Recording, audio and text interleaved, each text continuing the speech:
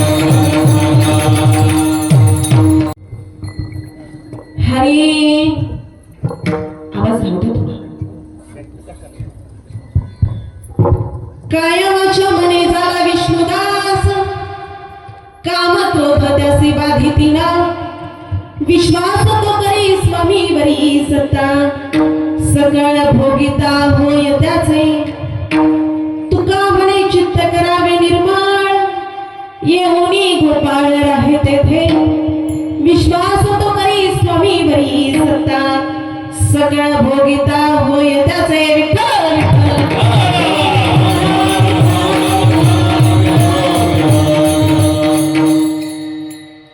वक्रतुंड महाकाय सूर्यकोटि समप्रभ निर्विघ्नं कुरु मे देव सर्वकार्येषु सर्वदा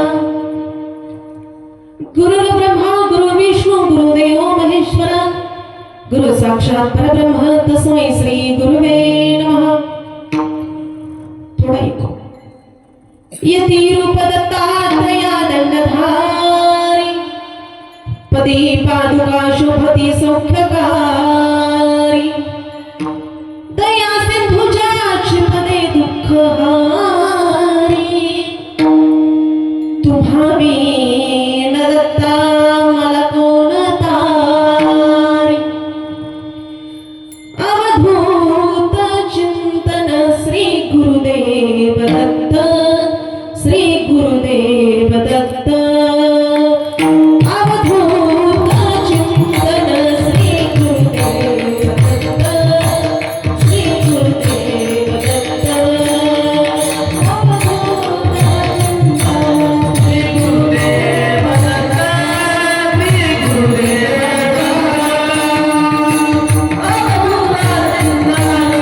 गुरुदेव दत्त श्री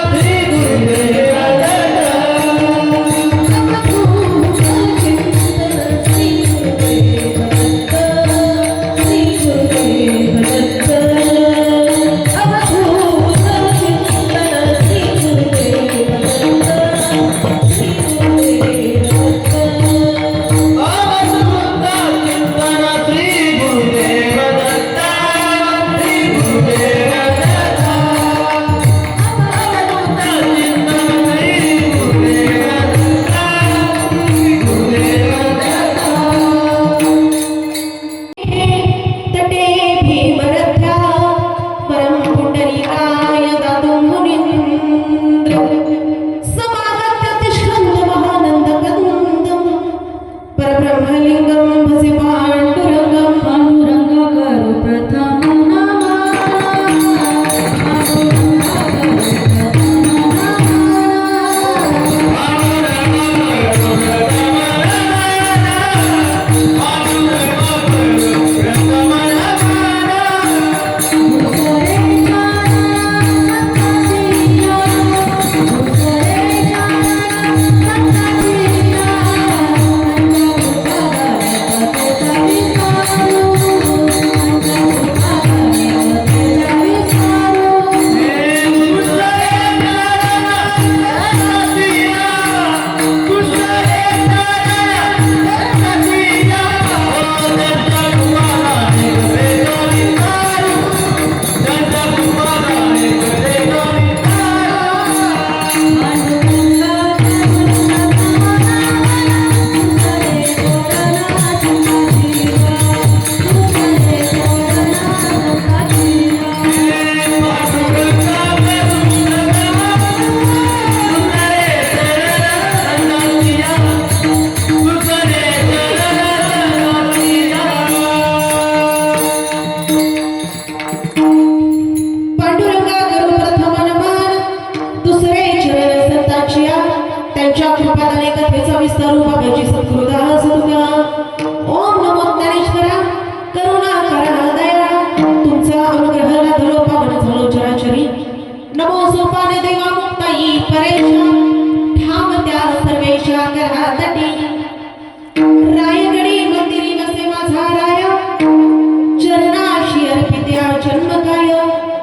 जगदीश्वराशी जोडली तुमची ख्याती प्रथम वंदिते तुम्हा छत्रपती विठ्ठल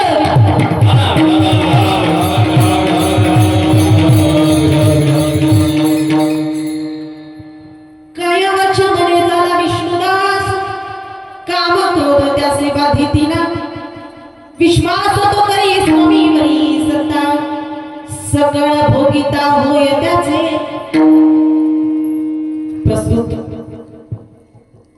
प्राप्त प्रसंगी प्राप्तच नाही. कीर्तन रूपी सेवेकरता निवडलेला उच्चारलेला गायलेला अभंग चैतन्य भूषण पाषाण दूषण तथामृतसन जिजाई रमण वैराग्य राजसका. ज्यांनी केला नाही कधी भजनाचा आळस म्हणून तर झाले वारकरी संप्रदायाचे आद्यकळस.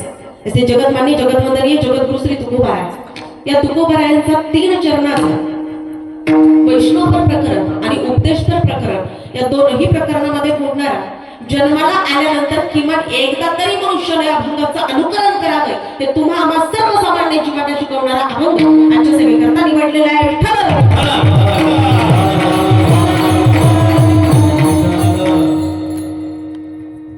सेवेला सुरुवात करण्यापूर्वी अल्पसा परिहार द्यायचा दोसा. पवित्र अशा पोतकुलवाडी किंवा भोंगळेवाडी या गावामध्ये गेल्या 31 वर्षापासून चालू असणारा अखंड हरिनाम सप्ताह म्हणजे 30 वर्ष झाली आणि 31व्या वर्षात आपण पदार्पण करतो. म्हणजे जवळपास 30 वर्षापासून चालू असणारा तुमचा हा अखंड हरिनाम सप्ताह आणि यातील आजची असणारी कीर्तनरूपी सेवा माझ्यासारख्या अल्पज्ञानी पावलाची वाटेला आली.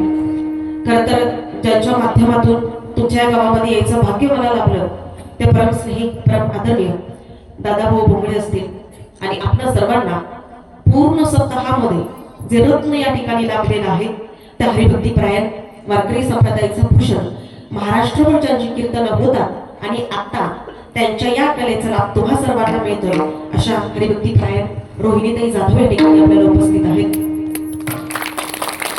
या दोघांच्या माध्यमातून समस्त भोंगळेवाडी ग्रामस्थांच्या माध्यमातून आजची ही सेवा माझ्यासारख्या अल्पज्ञानी पामराच्या वाट्याला आली. आयोजकांना ग्रामस्थांना मनपूर्वक धन्यवाद देते. अतिशय गोड सुंदर नियोजन आहे. साऊंड सिस्टीम तर अतिशय सुंदर आहे. खरं तर माझा आवाज खराब आहे कारण मी शिवव्याख्याती आहे. कीर्तन म्हटलं की माझं 5 मिनिटाचं का होईना पण शिवचरित्र शिवव्याख्यान घेतो. शिवव्याख्यान म्हटलं की खाली सांगून जमत नाही, आवाज वरचा लागतो आणि रोज कार्यक्रम असल्यामुळं प्लस थंडी असल्यामुळे आवाज थोडा खराब झाला. पण दादा या ठिकाणी तुम्ही मला जाणून पण दिलं नाही. नाहीतर गाडीत येताना माझा बीपी हाय याच्यासाठी व्हायला लागला होता. आपण चाललोय खरं कार्यक्रमाला पण गेल्याच्या नंतर बोलता चालू नाही तर तिथं जाऊन करावं तरी काय. पण अतिशय सुंदर तुमची साऊंड सिस्टीम आहे. तुम्हालाही मनपूर्वक धन्यवाद देते.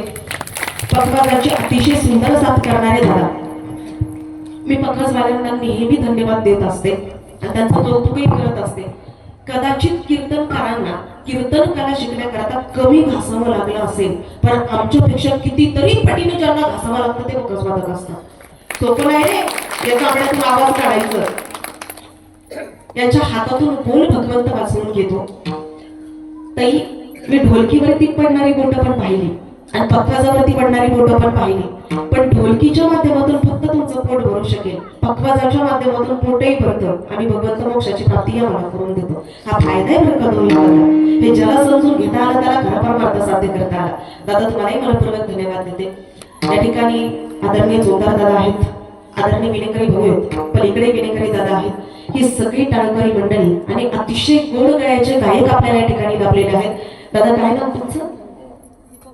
दीपक महाराज पवार. अतिशय गोड आवाज तुमचाही आहे. ही सगळी टाळकरी मंडळी विशेषतः लहान मुलं सुद्धा टाळ घेऊन उपस्थित आहेत. तुम्हालाही मनपूर्वक धन्यवाद देते. ज्यांचा आवाज कोकिळेसारखा गोड आहे अशा रोहिणी सुद्धा आपल्याला या ठिकाणी कीर्तनाची साथ करण्याकरता उपस्थित आहेत. ताई तुम्हालाही पुन्हा एकदा मनपूर्वक धन्यवाद देते. सगळ्यात महत्वाचं या ठिकाणी शूटिंग मध्ये दादा सुद्धा आहेत. दादा तुम्हालाही मनपूर्वक धन्यवाद देते. खरं तर ताई आणि इथं दादा भाऊ मुळे उपस्थित आहेत. मला जर माहिती असतं ना एवढी सगळी गर्दी आहे आपण तिकिटावरच ठेवलं असतं. मला वाटलं असेल कुठेतरी छोटस गाव किती लोक म्हटलं जमा होऊन व्हायचे पण भरपूर समाज या ठिकाणी जमा झालेला आहे. विशेषतः माता मुलींची संख्या मोठ्या प्रमाणावरती आहे. 50-50% आरक्षण दिले म्हटल्यानंतर तुम्ही 50% पाहिजे ना. आता पुढच्या वर्षी काही मंडप वाढवा म्हणजे लोक हळूहळू अजून यायला सुरुवात होईल. फक्त पुढच्या वर्षी जमलं तर कीर्तनाची वेळ 7 ते 9 करा कारण दिवस थंडीचे आहेत.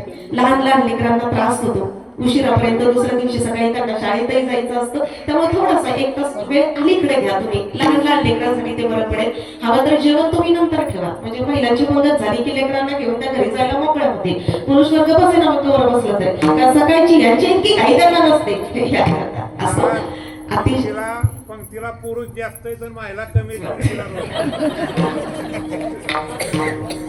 आता डायरेक्टर साहेबांनी आपल्याला हे सगळं सांगितलं म्हटल्यानंतर मान्य करावं लागणार आहे. असं पण अतिशय सुंदर देखणं नियोजन तुमचं आहे. परमार्थामध्ये एका गोष्टीला अनन्यसाधारण महत्व आपल्याला द्यावं लागतं, ते म्हणजे मनापासून अंतःकरणापासून करत असणारी भक्ती, आणि ती या ठिकाणी घडतीये. मंदिरही अतिशय सुंदर आहे. खरं तर मंदिराची व्याख्या अशी केली जाते, जिथं रमणीयता आहे, जिथं दिव्यता आहे आणि जिथं पवित्रता आहे त्याला मंदिर असं म्हटलं जातं. या तीनही गुणांचं दर्शन तुमच्या या मंदिरामध्ये खऱ्या अर्थानं दिसून आलं. खरं तर ही अतिशय पवित्र जागा आहे, पवित्र सुंदर तुमचं मंदिर आहे. आणि हा अखंड हरिनाम सप्ताह आता आपण 31व्या वर्षामध्ये पदार्पण करतोय, पण मला असं वाटतं की जोपर्यंत चंद्र सूर्य आहे तोपर्यंत तुमचा हा अखंड हरिनाम सप्ताह असाच अखंडितपणे चालू राहावा अशा शुभेच्छा तुम्हाला देते. समोर उपस्थित असणारा सगळा श्रोता वर्ग तुम्हा सर्वांच्या हृदयस्थ परमात्म्याला अतिशय श्रद्धापूर्वक भावनेनं नमस्कार करते, वंदन करते आणि आजच्या सेवेला सुरुवात विठ्ठल विठ्ठल.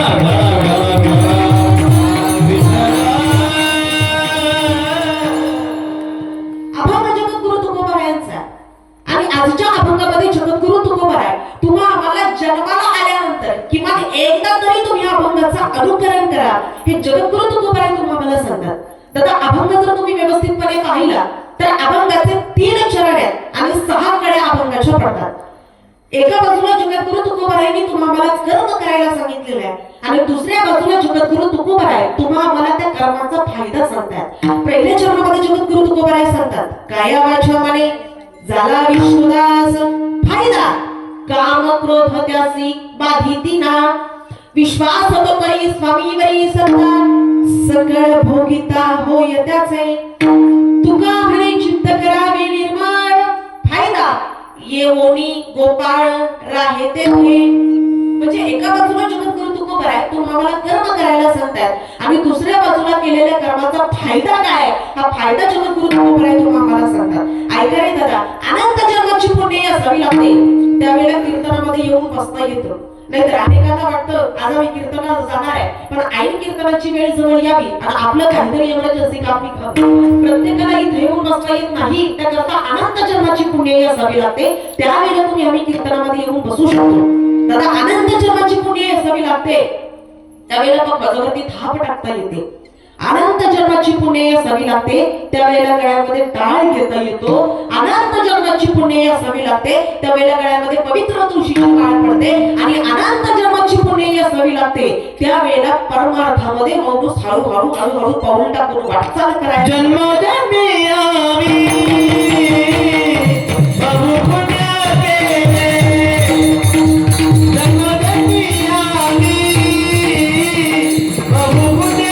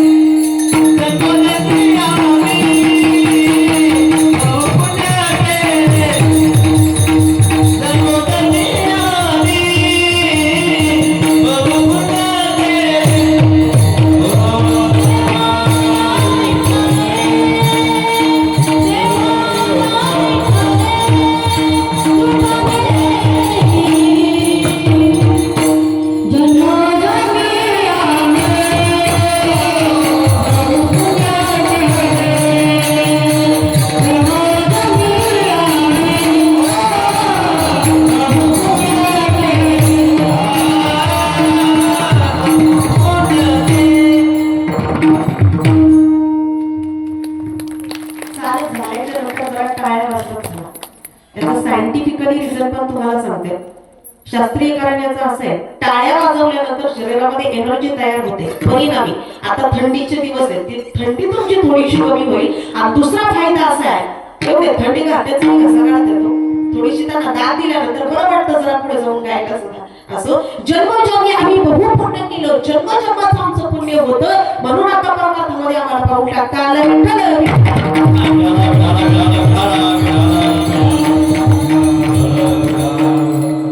दादा जगद्गुरु तुकोबाराय तुम्ही आम्हाला अभंगाच्या माध्यमातून सांगताय, काया वाचामय झाला विष्णुदास काम क्रोध त्या श्रीपादितीना. जगद्गुरु तुकोबारायांनी तुम्ही आम्हाला कायेनं वाचनाने मनानं भगवंताचं दास्यत्व करायला सांगितलेलं आहे. काय सांगता जगद्गुरु तुकोबाराय? कायेनं वाचन, कायेनं म्हणजे शरीरानं, वाचन म्हणजे मुखानं, कायेनं वाचन भगवंताचं मनानं दास्यत्व तुम्हाला आम्हाला करायचं आहे. आम्ही करतो दादा दास्यत्व, पण कुणाचं माहिती आहे? भगवंताचं नाही, आम्ही संसाराचं दास्यत्व करतो. बरं ज्या संसारामध्ये सुख नाहीच आहे, जे तुम्हाला दिसतंय डोळ्यांनी जे दिसतंय ती माया आहे, ते सुख नाही दादा. संसारामध्ये सुख नाहीच, सुख आहे. आपण सुखाला किंवा आनंदाला, सुखाला विरुद्धार्थी तरी आपण दुःख म्हणू शकतो, पण सांगा ना जरा मला, आनंदाला विरुद्धार्थी आहे का? किती तुम्ही डिक्शनरी चालवत पहा, एखाद्याने मराठी विषयामध्ये पीएचडी केली, त्याला जाऊन विचारा, सांगा बरं आनंदाला विरुद्धार्थी काय? नाहीये. आनंदाला विरुद्धार्थी बोलच आमच्या मराठीच्या डिक्शनरी मध्ये नाहीये. म्हणजे सुख, समाधान, आनंद हे मुळात शोभतच परमार्थामध्ये शोभतं. हे तुमच्या संसारामध्ये शोभत नाही. आम्हाला असं वाटतं आम्ही दास्यत्व करणार, पण कशाचं? संसाराचं दास्यत्व आम्ही करणार. पण ऐका ना जरा, तुम्हाला असं वाटतं ज्या संसारामधून सुख तुम्हाला मिळत आहे, बरं सुख नाही असं मी म्हणणार नाही, आहे पण क्षणिक आहे. आता ज्या सुखाची तुम्हाला अनुभूती घ्यावीशी वाटते किंवा आता जे तुमच्या डोळ्यांना शरीराला बरं वाटतं, काही कालावधीनंतर ते निघून जातं. ऐका जरा, एखाद्याला आंबे आवडतात, आता साधारणतः मार्च एप्रिल मध्ये आंब्याचं सीझन चालू होईल. एखाद्याला आंबे आवडतात, त्याला आंबे खायला दिले, किती आंबे खाईन तो? 1 डझन. फार तब्येत चांगली आहे 2 डझन, आणि महाराष्ट्र केसरी आहे 3 डझन. यांनी 3 डझन आंबे खाल्ले. याचा कोकणातून नेमका एक मित्र आला, आणि त्या कोकणातल्या मित्रांनी याच्याकरता हापूस आंब्यांची पेटी आणली. त्यांनी ऑलरेडी 3 डझन खाल्लेले आहेत. हापूस आंब्याची पेटी त्याच्या पुढे मांडली आणि त्याला सांगितलं, बाबा खास कोकणातून तुझ्याकरता हापूस आंब्याची पेटी आणली, तुला आवडतात म्हणून आणलेली आहे, माझ्याकरता तुला याच्यातला एक तरी आंबा खावा लागेल.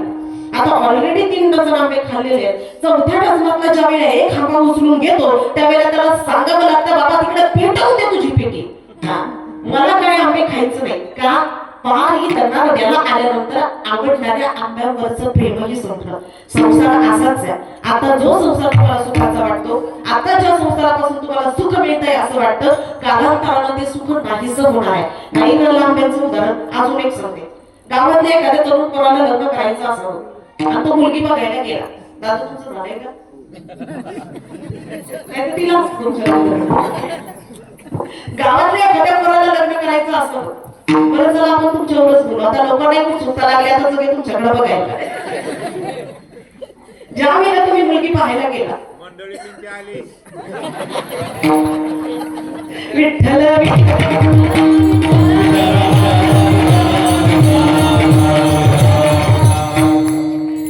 आता ताईंकडे लोक जायला माहिती, सगळी लोक तिकडे बघायला सुरुवात करतील.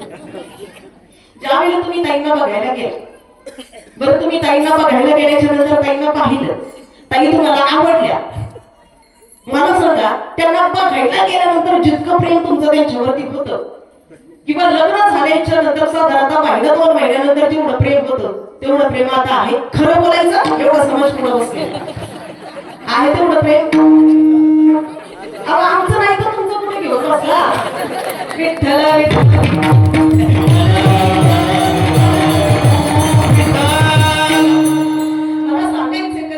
लग्न करायचं असल्यावर तुम्ही मुलगी पाहायला जाता, त्या मुलीला पाहिल्यानंतर त्या मुलीवरती जितकं प्रेम आहे, किंवा लग्न झाल्यानंतर काही साधारणतः वर्षभरापर्यंत आपलं जितकं प्रेम त्या मुलीवरती किंवा मुलीचं मुलावरती असतं तेवढं 10 वर्षापर्यंत राहत नाही. आणि म्हातारपणात तर अशी अवस्था होते, म्हातारी मध्ये म्हातारा मेला परवडलं नको तिथं घाण करते ती मला म्हणजे जो संसार तुम्हाला आता सुखाचा वाटतोय, ज्या संसारामध्ये तुम्हाला असं वाटतं की आता याच्यातून आपल्याला सुख मिळणार आहे किंवा सुख मिळतंय, संसारातला प्रत्येक विषय हा असाच आहे. तो नाचणारा आहे, तो संपणारा आहे आणि तो मिटणारा आहे, आणि अमिट असं एकच आहे, ते म्हणजे फक्त आणि फक्त माझ्या भगवंताचं नामस्मरण आहे. याकरता माणसाने संसारी असावे, आसोनी नसावे. संसारी असावे, आसोनी नसावे.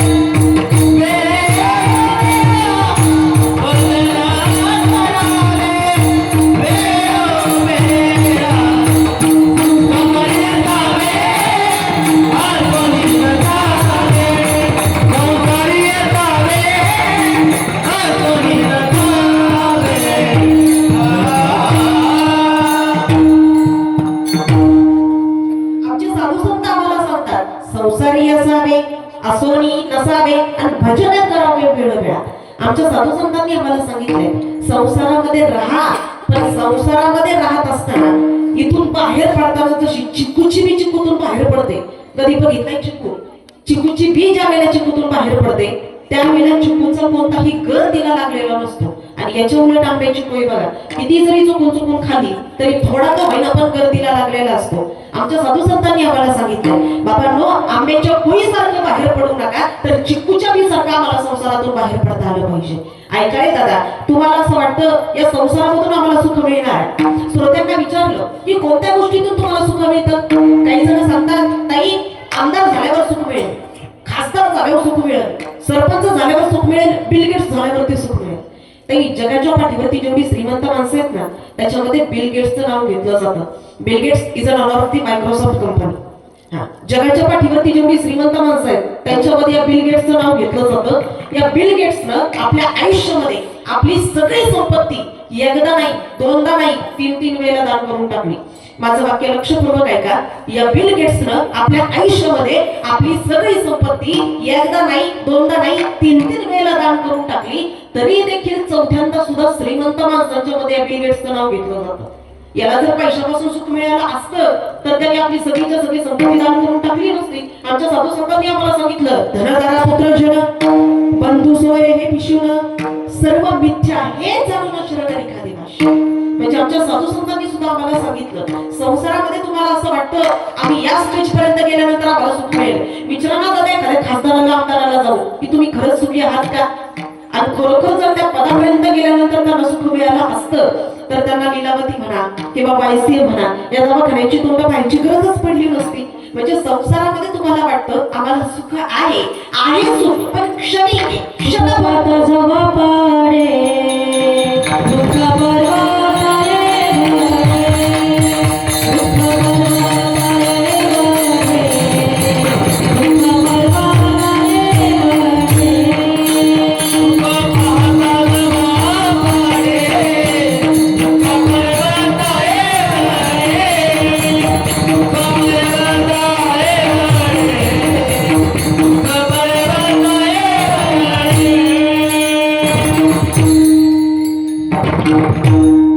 संसारामध्ये सुख आहे पण क्षणिक आहे.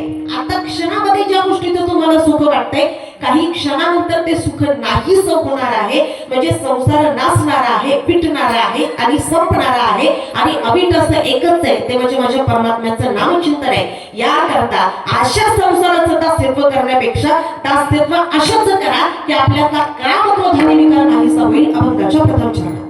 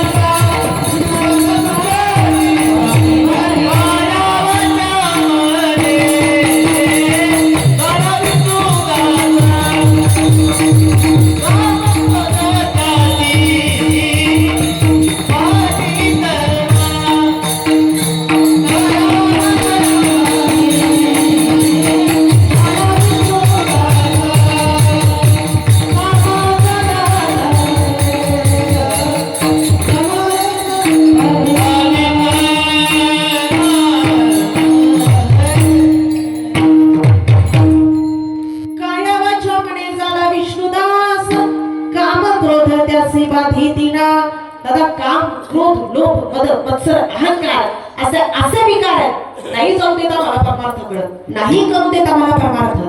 पण ज्या साधू संतांनी या काम क्रोधादी विकारावरती विजय मिळवला त्यांना जगद्गुरु तुकोबाराय असं म्हटलं जातं. आम्हाला नाही कामावरती क्रोधावरती विजय प्राप्त करता येत, पण आमच्या साधू संतांनी कामावरती क्रोधावरती विजय प्राप्त केला होता. ऐका रे जरा, संध्याकाळची वेळ आहे आणि संध्याकाळच्या वेळेला जगद्गुरु तुकोबाराय ध्यानस्थ बसलेले आहेत.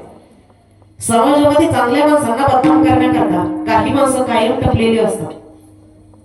काही चांगल्या रस्त्याला गतिरोधक आणि चांगल्या माणसाला विरोधक हे कायम ठरलेले असतात. पण चांगल्या माणसाने एकच ध्यानात ठेवायचं, घराचे घाव सोसल्याशिवाय दगडालाही देव पण येत नाही. त्याच्याकरता ते घराचे घाव सोसावे लागतात, त्यावेळेला कुठं देव पण येतं. आपल्याला किती माणसं आवडवी येऊ दे, पण आपल्या कर्तव्याचा पांडुरंग परमात्मा उभा आहे. समाजाने किती नावं ठेवू दे आणि एका पांडुरंग परमात्म्याने तुमच्या आमच्या डोक्यावरती हात ठेवावा, भागलं ना दादा सगळं. इतरांची गरजच काय? परमार्थामध्ये वाटचाल करणाऱ्या माणसांनी इतरांचा विचार करत बसायचं नाही, आपल्या मार्गाने मार्गस्थ व्हायचं. दादा जगद्गुरु तुकोबाराय ध्यानस्थ बसलेले आहेत आणि गावातील काही लोकांनी एका गावातल्या सुंदर स्त्रीला सांगितलं, जा आणि जगद्गुरु तुकोबारायांची तपश्चर्या भंग कर. ती सुंदर स्त्री जगद्गुरु तुकोबारायांच्या समोर आली आणि जगद्गुरु तुकोबारायांची नजर ती काय आपली नजर आहे का? आपल्या नजर कुठं चालले त्याला?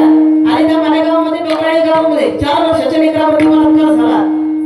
कुठं आमचं छत्रपती शिवाजी महाराजांचं राज्य आणि कुठं आमचं आता कोल्हापुत्र्या लांडग्यांचं राज्य? ऐका रे जरा, माता मौल्यांनो, पुरुषांना बदलवणं हे पुरुषांपेक्षा सगळ्यात जास्त तुमच्या हातामध्ये आहे. आपल्याला वाटलं पाहिजे आपल्या पोटी छत्रपती शिवाजी महाराज जन्माला यावे, आम्हाला वाटलं पाहिजे आमच्या पोटी धर्मवीर छत्रपती संभाजी महाराज जन्माला यावेत. अरे काय आतोनात यातनं सहन केला धर्मवीर छत्रपती संभाजी महाराजांनी आमच्या हिंदू धर्माकरता, आमचा हिंदू धर्म टिकून राहावा, आमची कीर्तन प्रवचन 9वे 13वे वर्ष श्राद्ध थाटा वाटात पार पडावं, याच्याकरता माझ्या शंभू राजानं 40 दिवस अनन्वित अत्याचार सहन केले. या कधीतरी आमच्या वडोदरापूरला, काही वडोदरापूरला त्रिवेणी संगम आहे, कधीतरी जर तुम्ही त्रिवेणी संगमावरती बसला, आता आपण त्या परिसरातले, आपल्याला माहिती नदी कुठून कुठं वाहतीये, पण याच्यापैकी कुणी तिथे येऊन बसावं आणि आपल्याला सांगावं की नदी कुठून कुठं वाहती, नाही कळत त्यांना. आता आमच्याकडे महापूर आला होता, महापुरामध्ये सगळ्या नद्या ओसंडून वाहत होत्या, पण त्यावेळेला जरी तुम्ही त्रिवेणी संगमावरती जाऊन बसला असता तरी ती नदी तुम्हाला ओसंडून वाहताना दिसली नसती. त्याला कारण आहे दादा, माझ्या धर्मवीर छत्रपती संभाजी महाराजांच्या रक्ताचा एक थेंब त्या इंद्रायणीच्या डोहामध्ये पडला आणि पवित्र झाली ती इंद्रायणी माता शंभूराजांच्या रक्ताची थेंबानं. त्यावेळेला जी स्तब्ध झाली, अजूनही स्तब्धच आहे, अजूनही तिला वाईट कळत नाही. एवढं मोठं बलिदान जर तुमच्या आमच्या हिंदू धर्माकरता असेल तर का आमचा पुरुष वर्ग सुधारायला तयार नाही? हिंदू म्हणून जन्माला आलो, आमच्या राज्याची शिकवण आहे, तुम्हाला पाहता आलं पाहिजे, बहीण म्हणून तुम्हाला पाहता आलं पाहिजे. अरे जगद्गुरु तुकोबारायांनी त्या स्त्रीकडे कृपाकटाक्ष टाकला आणि जगद्गुरु तुकोबारायांच्या मुखातून वाक्य बाहेर पडलं, आई हो तुम्हाते नागरी सायास, आई हो तुम्हाते नागरी सायास, आई हो तुम्हाते नागरी सायास, आई हो तुम्हाते नागरी सायास.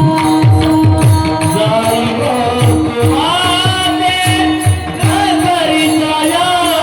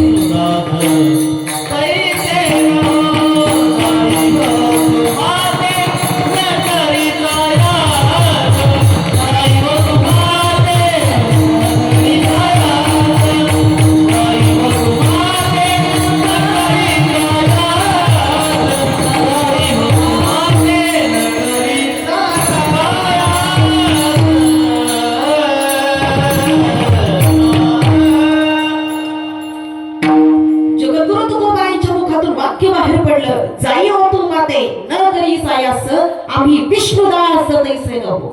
जगद्गुरु तुकोबारायांनी त्या स्त्रीला माता म्हणून संबोधलं. ज्याला आपल्याकडे समानार्थी बोले, माता म्हणजे आई, माता म्हणजे जननी. माते जाई हो तू माते न करी सायास आम्ही विष्णुदास तैसे न हो. जगद्गुरु तुकोबारायांनी त्या स्त्रीकडे आई म्हणून पाहिलं, तुकोबारायांनी त्या स्त्रीकडे बहीण म्हणून पाहिलं. तर जगद्गुरु तुकोबारायांची शिकवण असतो आम्हाला अंगीकारणं गरजेचं आहे. जगद्गुरु तुकोबारायांनी प्रत्येक स्त्रीचा तुम्हाला आदर करायला शिकवलेलं आहे. ऐकाय जरा, समाजामध्ये प्रत्येक स्त्रीचा आदर करत चला. कारण ऐका पुरुष वर्ग, हात तिचे, हातातल्या बांगड्या मात्र तुमच्या नावाच्या, कपाळ तिचे, कपाळावरचं कुंकू मात्र तुमच्या नावाचं आहे, पाय तिचे, पायातली जोडवी पैंजण मात्र तुमच्या नावाचं आहे, नाक तिचं, नाकाची नथही तुमच्या नावाची, पोट तिचं, उदर तिचं. 9 महिने तिने यातना सहन करायच्या, अनन्य यातना जग सहन करून तिने बाळाला जन्माला घालायचं, रक्ताचं दूध करून तिने पाजवायचं. पण बाळ जन्माला आल्यानंतर बाळाला नाव मात्र तुमचं दिलं जातं. एवढे अनन्य साधारण जर उपकार आपल्यावरती एका स्त्रीचे असतील तर जगद्गुरु तुकोबाराय जसं सांगतात, प्रत्येक स्त्रीकडे आम्हाला आई म्हणून पाहता आलं पाहिजे, बहीण म्हणून तुम्हाला आम्हाला पाहता आलं पाहिजे. ही शिकवण निश्चितपणे आम्हाला अंगीकारली पाहिजे. विठ्ठल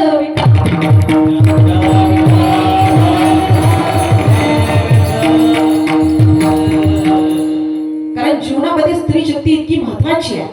ऐकायला जरा, 350 वर्षापूर्वीचा भयानक अंधकार, 350 वर्षापूर्वीचा भयानक पारतंत्र्य जर डोळ्यासमोर आणलं तर बाया बापड्यांच्या हिंसाती लुटल्या जात होत्या, तर निबाड पोरं वेठबिगारीला नेली जात होती, लहानग्या मुलांचे नाक कान कापले जात होते, म्हाताऱ्या माणसांच्या खुले आम कत्तली केल्या जात होत्या, रक्ताचे पाठ वाहत होते, प्रेताचे खच पडत होते. वाचू सुद्धा दिसत या महाराष्ट्राच्या मुलांना वाचत होत्या. मंदिराच्या मुद्रे लुटली जात होती, लुटलं जाईल म्हणून पुढची पळत असताना पण खाण्याच्या बियांना आणि गवताच्या पात्यांना उमायची भीती वाटायची. हा होत्या बदलाचे पण कुठेतरी कडे कपड्यांच्या बदल पण बसलेले. अशा वेळेला एका स्त्री शक्ती सामने आली आणि आवाज दिला, नसेल कुणी या महाराष्ट्राला पारतंत्र्याच्या अंधकारातून बाहेर काढणार आहे, पण ही जिजाऊ समर्थ आहे, ही जिजाऊ समर्थ आहे.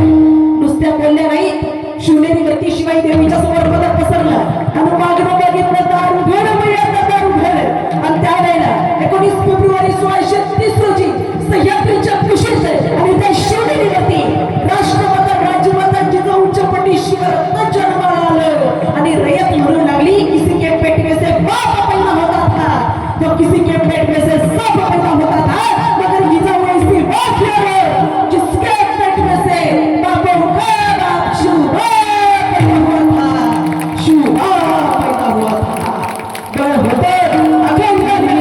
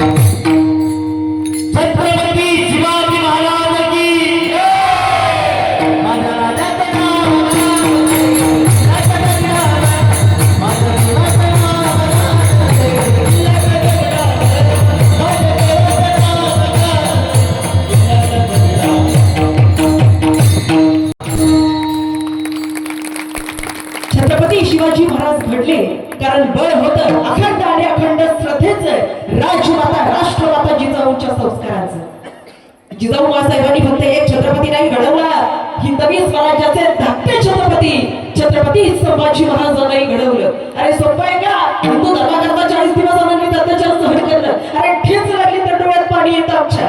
अरे विचार करा, संगमेश्वर या ठिकाणी मुकरब खानानं धर्मवीर छत्रपती संभाजी महाराजांना कैद केलं आणि आता ज्याला आम्ही धर्मवीरगड असं म्हणतो आणि पूर्वीचा बहादूरगड, या बहादूरगड पर्यंत आणण्याकरता 1600च्या कालखंडामध्ये 5 दिवसांचा कालावधी लागायचा.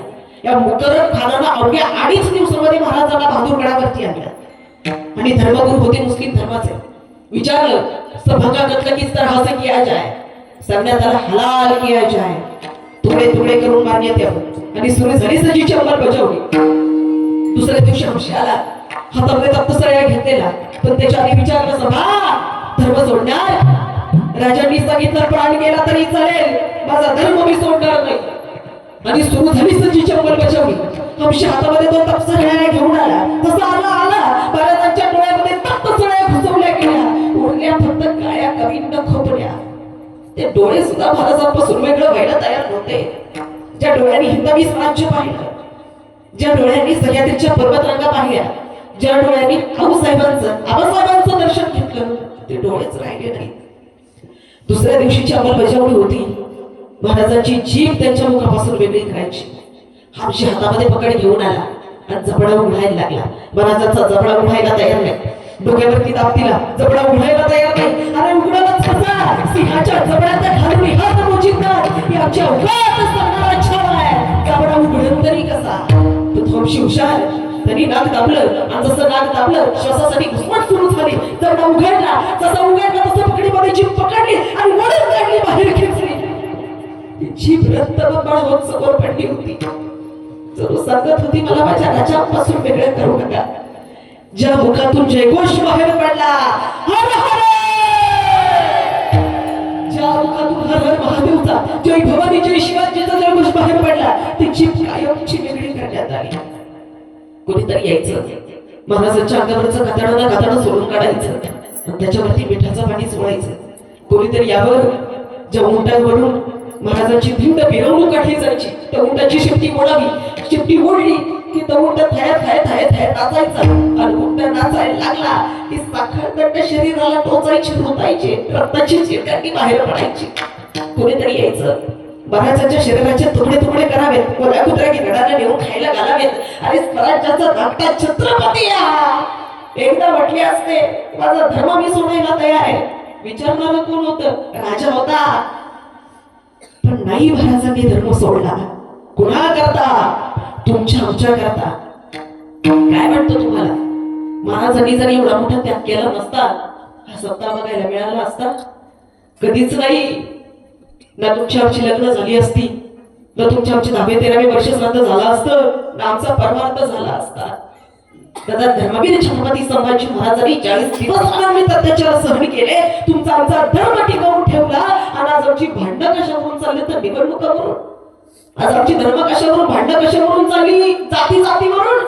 अरे छत्रपती शिवाजी महाराजांनी 18 पगड जाती धर्माच्या लोकांना 12 बलुतेदारांना एकत्रित केलं आणि हिंदवी स्वराज्य त्यांनी निर्माण केलं. त्यावेळेला त्यांनी जातीचा विचार नाही केला. अगदी मुस्लिम धर्माची माणसं सुद्धा होती. महाराजांचा धर्माला विरोध नव्हता, राजांचा जातीला विरोध नव्हता. राजांचा विरोध होता आमच्या आया बहिणीच्या आकृती नक्षत्र जो कोणी विशीवरती टांगेल, आमच्या शेताकडे जर कोणी वाकड्या नजरेनं बघेल तर त्याचे हात तुम्ही कलम केल्याशिवाय राहायचो नाही. पण ही शिकवणाचाच आम्ही विसरून गेलो.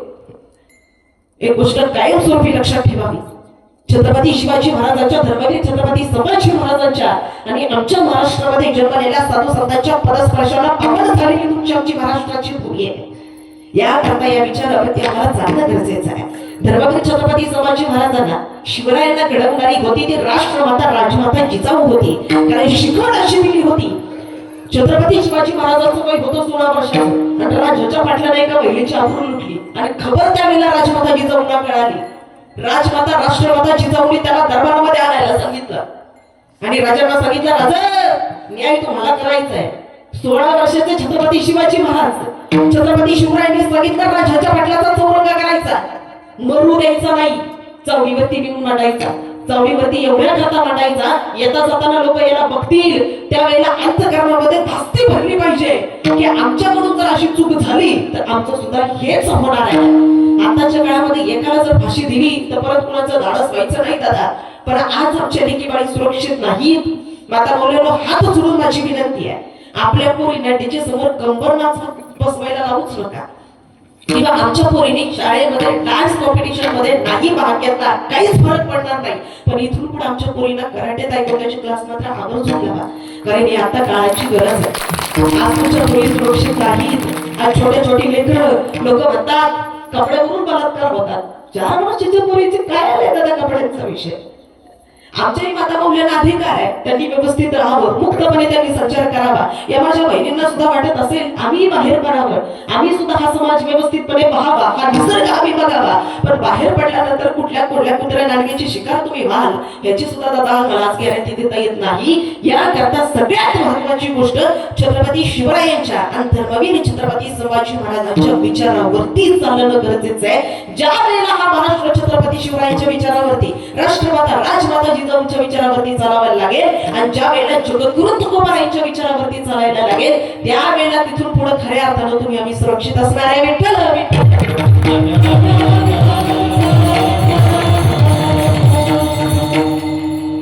जगद्गुरु तुकोबारायांनी सांगितलं, जाई ओ तू माते न करी सायास, आम्ही विष्णुदास तैसे नको. या दृष्टांताचा उत्तरार्थ तुमच्या आमच्या करता अत्यंत महत्वाचा आहे. दादा, वारकरी संप्रदायात आल्यानंतर मला अंगावरती पांढरी कपडे घातल्यानंतर, पण आता पांढरी कपडे घालावेत हा अलिखित नियम आहे, हे काही कुठे लिहिलं नाही. लोक म्हणतात मौलिक ज्ञानोबाऱ्या अंगावरती भगवी कपडे घालून फिरायचे. व्यवस्थितपणे जर आम्ही मौलिक ज्ञानोबाऱ्यांच्या चरित्राचा अभ्यास केला तर ताई आमच्या लक्षात येईल, मौलिक ज्ञानोबा हे संन्यासी नव्हते, मौलिक ज्ञानोबा हे ब्रह्मचारी होते. ते कधी भगवी कपडे घालून कुठे फिरत नव्हते. परमार्थामध्ये आल्याच्या नंतर तुमच्या कपड्यांचा रंग कोणता आहे यापेक्षा तुमचं चारित्र्य किती स्वच्छ आहे हे जास्त महत्वाचं आहे. तुम्ही ज्या वेळेला एखाद्या कीर्तनकाराला बोलावता, माझे तत्वही ताई कीर्तनाचं, वैश्विक कीर्तनकार लोक असं सांगतात आम्ही कीर्तनाचं एवढं मानधन घेतो, एवढं जर दिलं तरीच आम्ही तिथपर्यंत येणार आहे. पण मला असं वाटतं मानधन हा विषय ठीक झाला, तुम्ही प्रवास करता, तुम्ही लांब लांब जाता, तुम्ही तुमचा वेळ खर्ची घालता, आयुष्यामध्ये जी साधना तुम्ही केली आहे त्याच्याकरता तुम्हाला वेळ द्यावा लागला, ही गोष्ट मलाही मान्य आहे. पण कधीतरी एखादं कमवण्यात कीर्तन आत्मिक समाधानाकरता करावं. समोरच्या श्रोत्यांची इच्छा आहे आम्हाला ताईंचं, आम्हाला महाराजांचं कीर्तन ठेवायचं आहे, पण ताई किंवा दादा आमची तेवढी परिस्थिती नाही, पण ऐकायचंय तुमचं कीर्तन.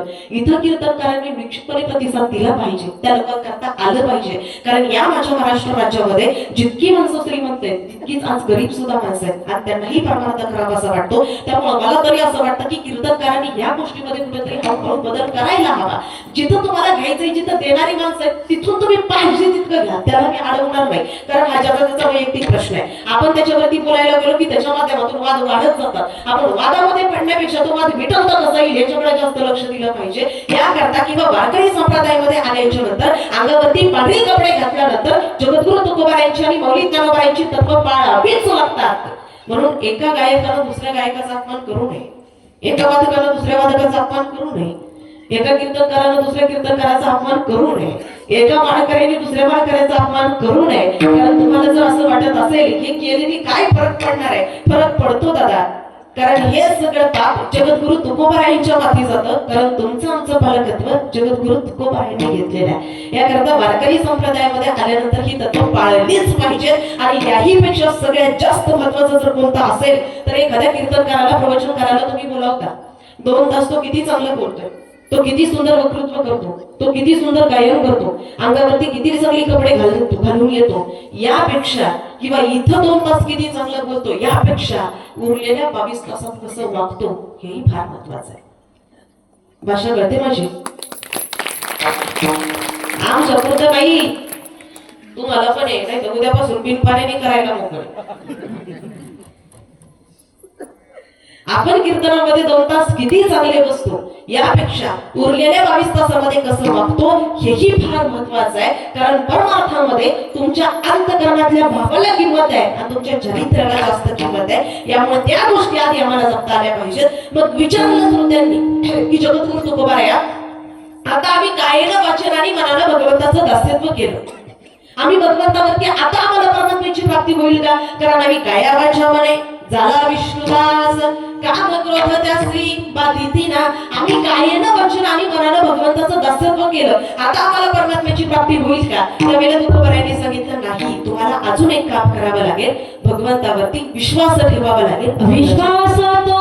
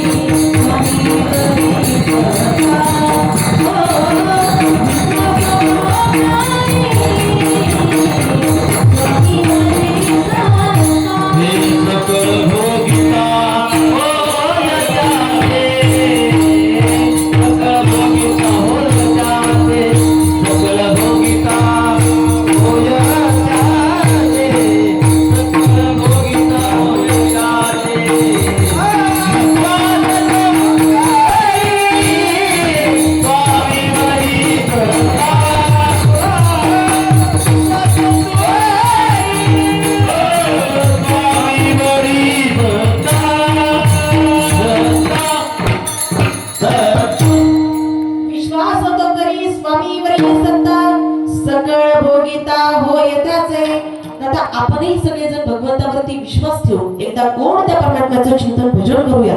पण भजन करत असताना हाताने टाळी आणि मुखानं नामस्मरण.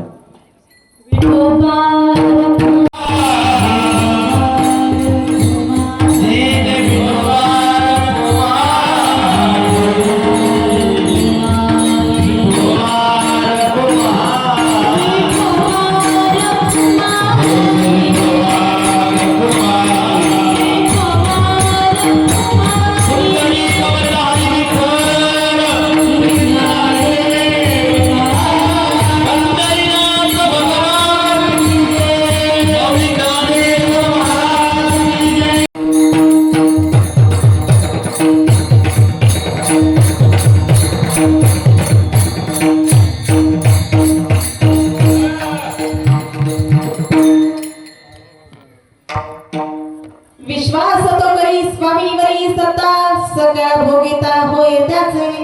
जगद्गुरु तुकोबारायांनी सांगितलं, बाबांनो तुम्हाला भगवंतावरती विश्वास ठेवावा लागेल. आणि एकदा का देवावरती विश्वास ठेवला की काय होतं ऐका.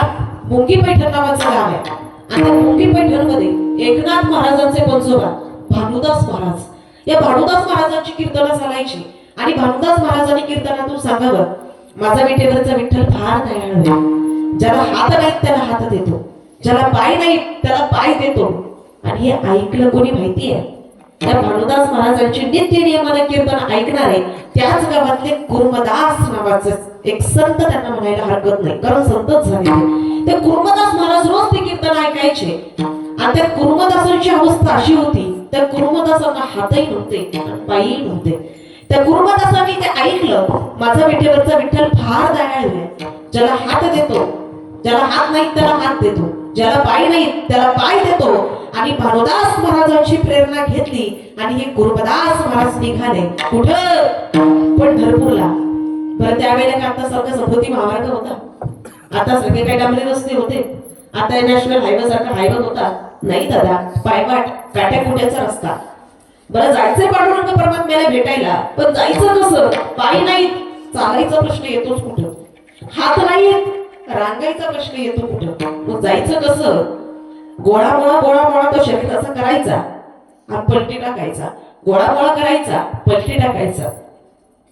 पागोळ झालो देवा नाही हात ना पाया, मंगळ झालो देवा नाही हात ना पाय.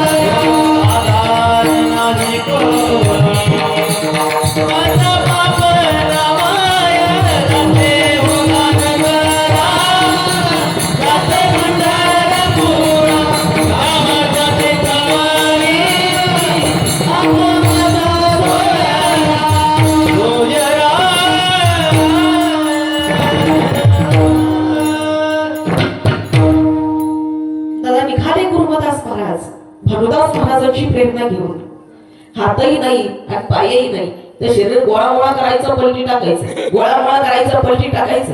बरं वाटेनं जात असताना एखादा खडा शरीराला रुजायचा, यातना व्हायच्या देहाला एखादा काटा रुजायचा आणि रक्ताची चिलकाटी बाहेर पडायची. कुणी जर अन्न खायला दिलं, कुणी जर आणून मुखामध्ये घातलं तरच खायला मिळायचं, अन्यथा दिवसभर उपाशी. कुणी आणून जर पाणी पाजलं तरच पाणी मिळायचं, अन्यथा तसंच दिवसभर उपाशी. या गुरुदास महाराजांना एका क्षणाला आठवण झाली, आज जर माझी माय असती, आज जर माझा बाप असता, तर ही वेळ माझ्यावरती येऊ दिली नसती. कसं का होईना, पण माझ्या आईनं मला असं हातात उचललं असतं, माझ्या बापाने मला उचललं असतं आणि पंढरपुरापर्यंत घेऊन गेले असते. माय बापाची किंमत माय बाप निघून गेल्यानंतर कळत हो दादा, आहे तोपर्यंत कळत नाही. आमच्या तालुक्यामध्ये किंवा आमच्या जिल्ह्यामध्ये आता बिबट्याचा वापर फार मोठ्या प्रमाणामध्ये झालाय. ते दावडी नावाचं गाव आहे, निमगाव खंडोबा ऐकून असाल तुम्ही. त्या निमगाव खंडोबाच्या जवळ दावडी नावाचं गाव आहे आणि परवा घडलेली घटना आहे. तिथं एका बिबट्याने 4 वर्षाच्या लेकराला त्याचं नरड पकडल्याच्या नंतर लोकांचा अर्धा झाला आणि ती आई घरातून बाहेर पडत आली. त्या आईनं लेकराला बिबट्याच्या दावडीतून सोडवलं आणि बिबट्याच्या मुखातून त्यांनी आपल्या लेकराला बाहेर काढलं. तिला आई असं म्हटलं जातं. आई निघून गेल्याच्या नंतर आईची किंमत कळते. माता माऊलींना साधा प्रश्न आहे माझा, तुम्ही तुमच्या लेकरांच्या लाथा खाता तरी आशीर्वादच देता ना? भाषा कळते माझी, काय म्हटलं मी? तुम्ही तुमच्या पोरांच्या लाथा खाता तरी आशीर्वादच देता ना? काही माता माऊली म्हणतील नाही होत, आम्ही नाही आमच्या पोरांच्या लाथा खाल्ल्या. तुम्ही काय सांगता? जगाच्या पाठीवरती एकही आई अशी नाही जिने आपल्या मुलांच्या लाथा खाल्ल्या नाही. बाळ जन्माला आल्यानंतर नाही, बाळ ज्या वेळेला आईच्या गर्भात असताना साधारणतः 7व्या 8व्या 9व्या महिन्यामध्ये बाळा लाथा मारतं. मग लाथ मारल्यानंतर आईनं म्हणायला पाहिजे ना, काट्या आतमध्ये बसून लाथा मारतो काय, ये बाहेर बघतो तुझ्याकडे. ती आई काय म्हणते माहिती आहे? लाथ मारते म्हणजे खेळते बरं का, लाथ मारते म्हणजे सुखाते बरं का. लाथा खाऊन सुद्धा सुखी होणारा कोणतं व्यक्तिमत्व असेल तर फक्त आणि फक्त आई नावाचं व्यक्तिमत्व आहे. अरे आता बोलल्या आता नुकताच दिवाळीचा सण होऊन गेला. आता खाली बसणाऱ्या माता माऊल्यांना जर मी प्रश्न केला की दिवाळीच्या सणाला माहेराला गेला होता का? ज्यांची आई माहेरामध्ये जिवंत आहे त्या माता माऊल्या सांगतील हो ताई, गेलो होतो दिवाळी सणाला माहेराला. का अहो आईचं बोलावणं आलं, बापाचं बोलावणं आलं, गेलो होतो. पण काही म्हाताऱ्या माता माऊल्यांना जर प्रश्न केला की दिवाळी सणाला तुम्ही माहेराला गेला होता का, त्यांचं उत्तर असतं ताई नाही गेलो. का? माहेरात आई राहिली नाही, माहेरात बाप राहिला नाही, माहेरात जावं तरी कुणा करता? अहो भाऊ ये भाऊजाई ये, ती काही प्रेम करत नाहीत का? करतात की, पण आई इतकं कुठं? आईच्या प्रेमाची सर कधी कुणाला येत असते होय? 80 वर्षाची म्हातारी आई असू द्या, 40 वर्षाची लेक असू द्या, त्या 80 वर्षाची म्हातारी जिच्या डोळ्याला चष्मा आहे, जिच्या हातात काठी आहे, जिच्या पायात अवसर नाही आणि जिच्या चेहऱ्यावरती सुरकुत्या पडलेल्या आहे, त्या 80 वर्षाच्या म्हातारीलाही वाटतं माझ्या 40 वर्षाची लेकीनं एक दिवस का होईना पण यावं माहेराला. निरोप बसल्यानंतर 40 वर्षाची लेक आईला भेटायला निघते आणि अंगणात गेल्यानंतर अंगणामध्ये खेळणारं पोरग पळत पळत घरामध्ये जातं आणि आईला जाऊन सांगतं, आजी आत्या आली ग, आत्या आली ग म्हटल्यानंतर काय त्या म्हातारीला आनंद होतो. माता भाऊल्यानं आता पैशाचं प्रमाण आपल्याकडे एवढं वाढलं, मागे कोणतरी बोलून गेलं, आता माताचे भाव ठरले एका माताला 15,000 20,000 तिकडे आपल्याला जायचं नाही, सांगायचं माता माझा इतकाच आहे, आता पैसा आपल्याकडे इतका वाढला ताई, इतका वाढला, आता आपल्याकडे रोजच दिवाळी आहे. पूर्वी अशी लाइटिंग आहे ना, अशी नव्हतीच, दिवे लागत फक्त दिवाळीला व्हायची, एवढे दिवे एवढी लाइटिंग मध्ये बघायला मिळत नसायची, ती फक्त दिवाळी सणाला असायची. आपल्याकडं गोडाचे पदार्थ फक्त दिवाळीलाच व्हायचे. आता माणसं एवढं गोड व्हायला लागले की आता त्याला ठेवाडा कमी करण्याकरता आपल्याकडे व्यायाम करायची गरज पडायला लागली. इथं कीर्तनामध्ये 1 तास वर्गाचा व्यायामाची गरज नाही तुम्हाला, शेतामध्ये तासभर काम करा, वेगळा व्यायाम करायची गरज नाही. आमच्या अलीकडच्या स्टँडर्ड शिकलेल्या पोरींना पटत नाही शेतात काम करा म्हटल्यानंतर. पोरी बघायला गेल्याच्या नंतर पोरीची आई विचारती, शेती आहे बुवा किती? 10 एकर. पण तुमची पोरगी शेतात जाईल का? आमची पोरगी काही शेतात जायची नाही, फक्त आम्हाला शेती पाहिजे. कशाला मारायला पाहिजे तुम्हाला शेती? एक गोष्ट कायमस्वरूपी लक्षात ठेवा, 2050चा कालखंड असा असणार आहे, त्यावेळेला माझा शेतकरीच फक्त राजा असणार आहे. याच्याकरता आता डोक्यामध्ये जो भ्रम आहे तो भ्रम काढून टाका. इथून पुढे वावरामध्ये शेतीमध्ये त्या काळ्या आईमध्ये पाऊल टाकायला शिका. अरे 72चा दुष्काळ असा होता, आता आम्ही त्यावेळेला जन्मालाही आलो नव्हतो, पण बरीचशी लोक अशी वयोवृद्ध झालेली दिसत आहेत. कदाचित तुमच्या लहानपणी तुम्ही 72चा दुष्काळ अनुभवला असेल. या 72च्या दुष्काळामध्ये बांधाऱ्याची कामं निघाली होती. आमचे माईबाप त्या बांधाऱ्याच्या कामावरती जायचे. पोटची जनावर जी आपल्या पोटच्या लेकराप्रमाणे सांभाळलेली आहेत, त्या जनावर जगवणं कठीण झालं होतं. बऱ्याच लोकांनी त्यावेळेला आपल्या शेतजमिनी विकल्या आणि आपली जनावर आणि स्वतःचं पोट जगवलं. आज जी काळी आई तुम्हाला तुमच्या डोळ्यांनी पाहायला मिळते ना, आमच्या पूर्वजांनी स्वतःच्या पोटाला चिमटा काढला आणि ती काळी आई आज तुमच्या करता राखून ठेवली आणि त्याच्यामध्ये पाऊल टाकायची जर तुम्हाला लाज वाटत असेल तर आपल्यासारखा मूर्ख माणूस दुसरा कुठलाही नाही. आणि ज्याचे पाय जमिनीवरती आहेत ना, तो माणूस आकाशाला गवसणीच घालणार, तो यशच संपादन करणार. पण ज्याचे पाऊल जमिनीवरती नाही, त्यांना असं वाटत असेल आता आम्ही यशाच्या उच्च शिखरावरती आहोत, पण वरती गेलेल्या माणसाला खाली आपल्याला वेळ लागत नाही दादा. कारण हा समाज असा आहे, हा समाज तुम्हाला डोक्यावरही घेऊ शकतो आणि हा उचलूनही आपटू शकतो. अहंकाराचं घर नेहमी खाली असतं. म्हणून तर आमचे साधू संत सांगतात, अहंकाराचा वारा न लागो राजसा, माझ्या विष्णुदासा भाविक असे. माझ्या भाविकांना अहंकार काय? अहंकाराचा भगवंता मारा. अहंकार आला तुका म्हणे माया गेला, तुका म्हणे माया गेला, तुका म्हणे माया गेला. तुका म्हणे माया गेला, तुका म्हणे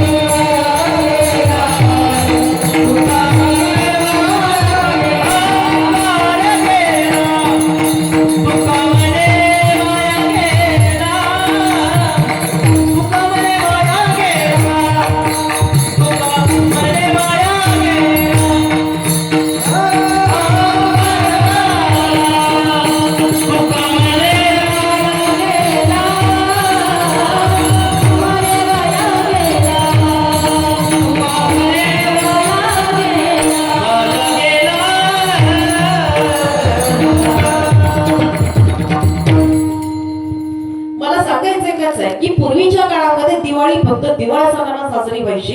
आता काळ बदलला, आता आमच्याकडे रोज दिवाळी आहे. पण एक काळ होता दादा, दिवाळीचा किराणा ज्या वेळेला घरामध्ये भरला जायचा ना, ती म्हातारी दिवाळीचा फराळ कधीच एका टायमाला करून देत नसायची. ती त्याच्यातला अर्धा किराणा बाजूला काढून ठेवायची. का माहिती आहे, ज्या वेळेला माझी लेक येईल ना बाहेरला, तिच्या घरी करून करून तर वास तिच्या नाकात बसला असेल. माझ्या लेकीने तिच्या घरी दिवाळी खाल्ली सुद्धा नसेल.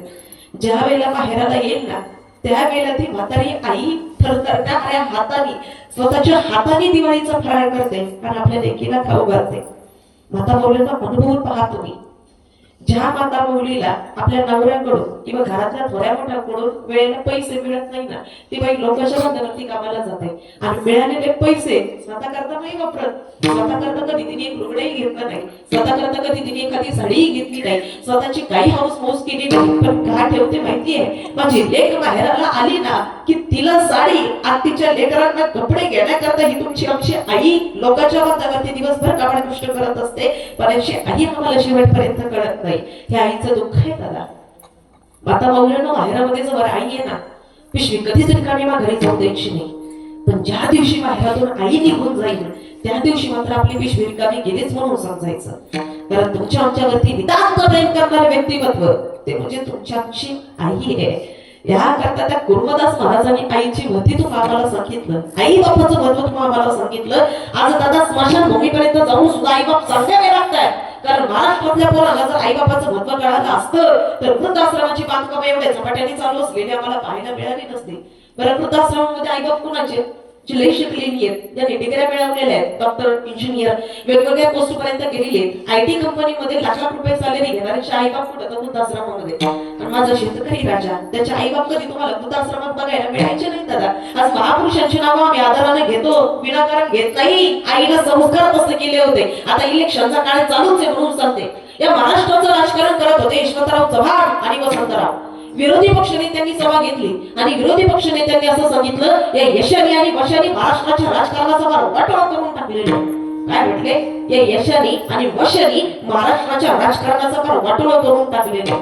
दुसऱ्या दिवशी पत्रकारांनी सभा घेतली आणि पत्रकारांनी यशवंतराव चव्हाणांना विचारलं, म्हणजे यशवंतराव, महाराष्ट्राचे मुख्यमंत्री आहात तुम्ही, महाराष्ट्राचं राजकारण सांभाळत आहे, अहो काल कुणीतरी तुम्हाला यश असं म्हटलं, तुम्हाला राग नाही आला? यशवंतराव चव्हाणांनी सांगितलं, एनसीपीच्या कार्यकर्त्यांना मी त्याचा शोध घेण्याकरता पाठवलेला आहे. त्यावेळेला पत्रकारांनी विचारलं, आता सापडल्यानंतर 100% तुम्ही त्याला शिक्षा करणार? यशवंतराव चव्हाणांनी सांगितलं, शिक्षा करण्याकरता मी शोधायला पाठवला नाही, कारण मी त्याला एवढ्याकरता शोधायला पाठवलाय, मला यश फक्त माझी आई म्हणायची. आणि माझी आई गेल्यानंतर पहिल्यांदा कोणीतरी मला यश म्हटलं, मला माझ्या आईची आठवण करून दिली, मला त्या माणसाचे पाय धुवायचे. काही सुंदर आणि ते राजकारण होतं महाराष्ट्राचं. आता नक्कीच म्हणावंसं वाटतं, कुठे नेऊन ठेवला महाराष्ट्र माझा. काही सुंदर देखणं राजकारण महाराष्ट्राचं होतं दादा. खऱ्या अर्थानं हे यशवंतराव चव्हाण ज्या वेळेला लहान वयामध्ये होते, शिक्षणाकरता आईनं साताऱ्यावरून त्यांना बाहेर ठेवलं होतं.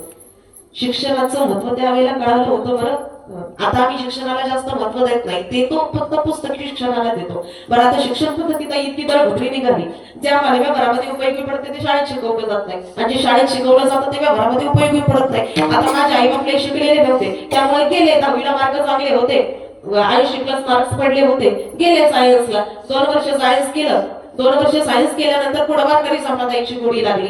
परिणामी पुन्हा आर्ट साइडला आले, अर्थशास्त्रातून MA BEd केलं, चांगलं प्राध्यापक म्हणून नोकरी पण केली. पण त्यावेळेला जर कदाचित आई बाप शिकलेले असते तर सांगितलं असतं, सायन्स फॅकल्टीला जाऊन तिथं वेळ खर्च घालत बसण्यापेक्षा कमीत कमी इकडे ये, जास्त कदाचित अभ्यास त्यावेळेला झाला असता. पण माझे आई बाप शिकलेले नव्हते दादा, पण एक गोष्ट त्यांनी मात्र शिकवली होती, ज्या क्षेत्रामध्ये जाशील, आजपर्यंत जर आमच्या नावाने तुला ओळखलं जात असेल तर एक क्षण किंवा एक दिवस आयुष्यातला असा नाहीचा की एका दिवशी तुझ्या नावाने आम्हाला ओळखलं जावं. आणि ते करून दाखवण्याचा आनंद आजही अंतःकरणामध्ये.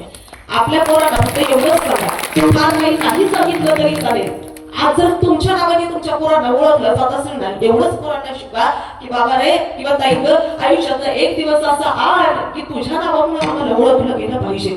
आजही लोक मला विचारतात, लग्नाच्या आधी माझ्या बाबाचं नाव मी माझ्या नावासमोर लावायचे, आणि आता लग्न झाल्यानंतर माझ्या नावासमोर माझ्या नवऱ्याचं नाव असतं. आज तुम्ही इथं फ्लेक्सला इथं आता नावं दिलेली नाहीयेत, असेल तुमच्याकडे जर मोबाईलला आलेला तर त्याच्यावरही तुम्ही पहा, त्याच्यावरती तुम्हाला नाव दिसेल, पूर्ण नाव टाकते.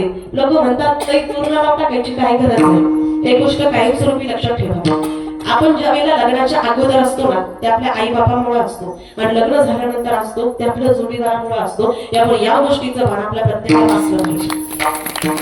म्हणून खऱ्या अर्थाने नेहमी त्या यशवंतराव चव्हाणांच्या आईनं शिक्षणाकरता त्यांना पुण्यामध्ये ठेवलं होतं. आता शाळेमध्ये ते शिकवलं जातं, sine cos tan cot sec cosec आम्हालाही होतं. शेवटपर्यंत त्याचा अर्थच कळाला नाही, नेमकं उपयोगी कुठे पडतंय. आता परवा एका सरांनी सांगितलं, आता एखादा खड्डा समोर आहे आणि त्याच्या पलीकडे उडी मारायची आहे, थोडं पाठीमागे आपण येतो, ते कॅल्क्युलेशन आपल्या डोक्यामध्ये असतं. आता किती आपण पाठीमागे येणार आहे, मग किती जोरांनी आपल्याला उडी मारावी लागणार आहे, मग कधी आपण पलीकडे जाणार आहे, ते साईन कॉस्ट आणि कॉन्सेप्ट कॉन्सेप्ट तिथं आपल्याला उपयोगी पडतं.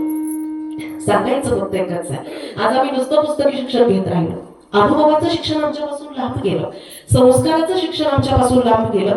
खरं तर शिक्षण असं असावं. आणि मला नेहमी वाटतं ताई, आमच्या भारत देशातली जर तक्षशिला नालंदा विद्यापीठे जाळली नसती ना, तर शिक्षण घेण्याकरता आपल्याला परदेशात जायची गरज पडली नसती. परदेशातली लोक माझ्या भारत देशामध्ये आली असती. इतकी सुंदर आमची शिक्षण पद्धती होती.